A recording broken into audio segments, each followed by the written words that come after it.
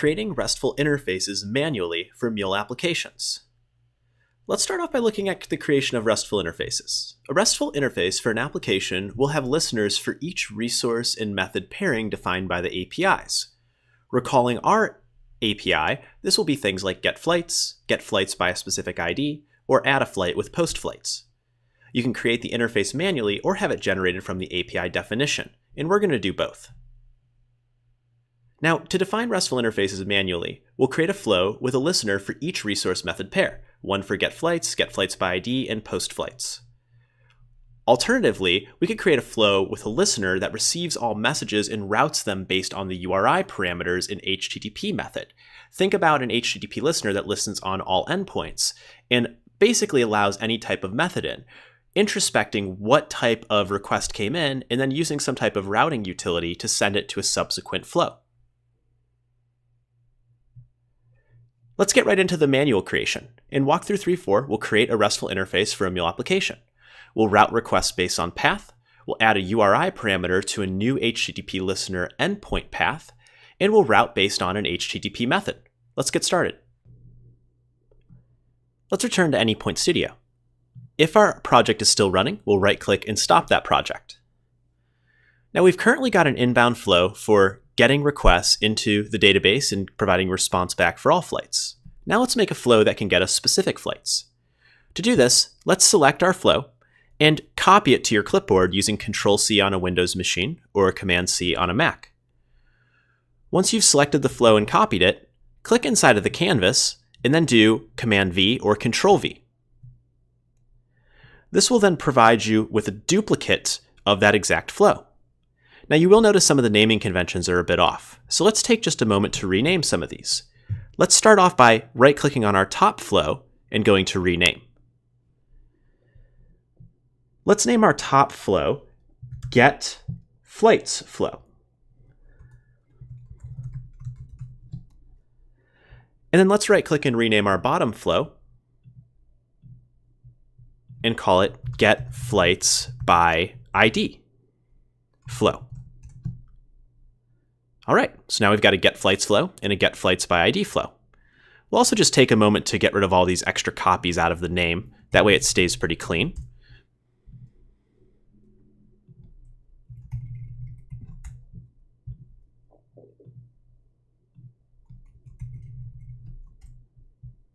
All right. Now, our second flow has to behave slightly differently. In particular, it's going to have to receive in flights a specific ID and request a specific ID from the database.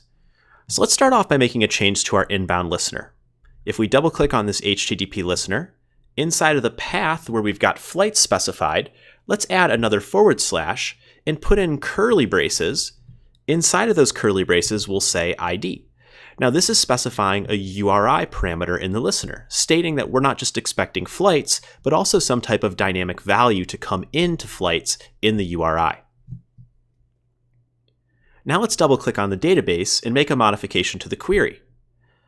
For now, let's just set up a static request where we ask for the first flight. So we'll add a where clause inside, and we'll put an ID in, and set that ID equal to 1. Now that we've got our ID in place, let's go ahead and save up our application. We'll save up the app, right-click, and run the project.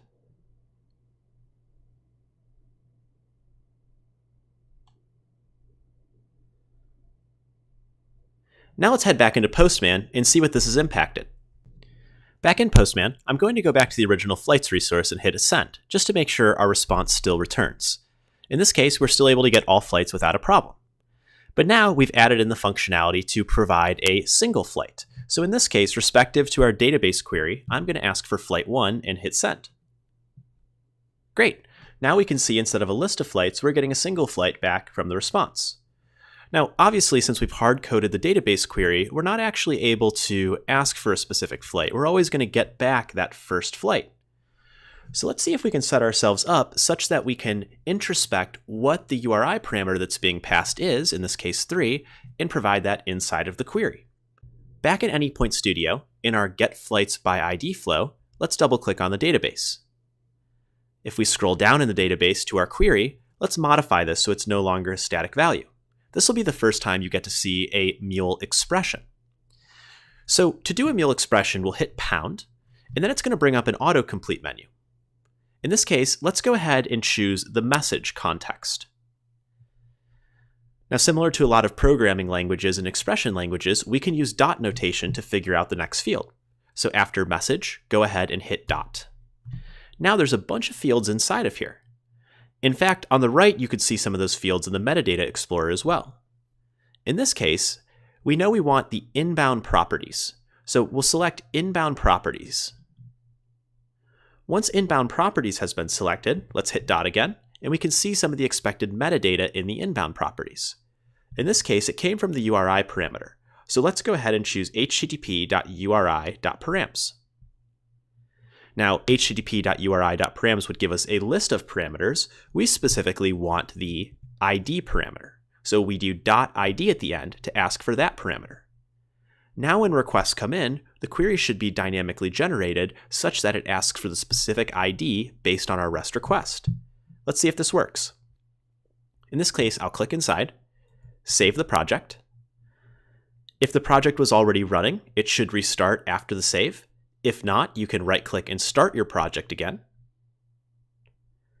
And once you've made this change, let's go to Postman. Back inside of Postman, we can see that asking for flights 1 still returns the same first flight. But now if we ask for flight 3 and hit send, you can now see that it's querying the database for a different set of results. So now, using a simple mule expression, we were able to respect that inbound parameter and provide it inside of our query. One final piece we'd need to add to satisfy our API definition is also to have the ability to post to flights. So if we go down and do a post and bring back to flights, we expect to be able to send a body of data into flights and create a flight inside of our system. Now currently, if we test this out and hit send, we're going to get a method not allowed message. This is a mule being smart saying, I realize your path is there, but you're only allowing GET requests in right now. So let's see if we can fix this by adding in another flow. Let's go back to Anypoint Studio. Now in Anypoint Studio, it'll be a bit easier to just create a new flow from scratch.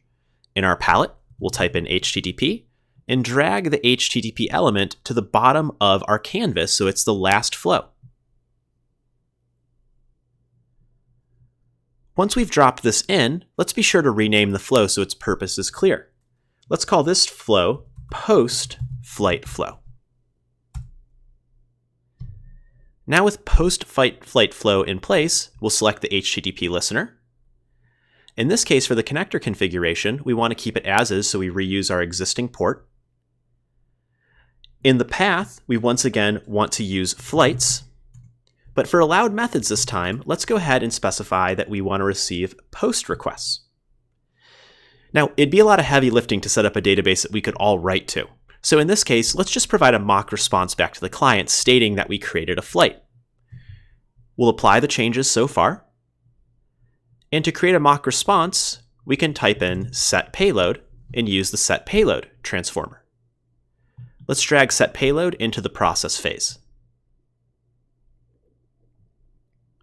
Once set payload is in place, in the value box here, we'll once again wipe out the expression brackets and we'll add in a sample response. In this case, I'm going to do a simple JSON structure, so feel free to follow along. I'll open and close two curly braces. Inside of that, I'm going to put in message wrapped around double quotes, a colon to separate message, which is the key, from the value. The value on the right side will say flight added, but in parentheses we'll say, but not really. That way our client knows it wasn't actually created, it's just a mock response. So now we've got a little simple JSON response coming back to our client when this path is requested. So let's go ahead and see what this impacts. Once again, we can click on our canvas, save up the application, and see what happens. In console, if your application wasn't already started, feel free to start it now. Otherwise, it should have restarted automatically. Let's head back to Postman and see what this impacts. So right now, in a typical post request, you'd actually go into the body tab and provide some type of sample data. But since this is a dummy response, the sample data in the body doesn't necessarily matter. You could even send an empty request in. Be sure you have post selected in Postman and that you're requesting the flight's resource. Let's go ahead and hit send. Now we can see the response come back, letting us know that the flight was added, but not really. So now we've satisfied our 2 GET requests and our POST requests by manually creating these endpoints inside of Studio.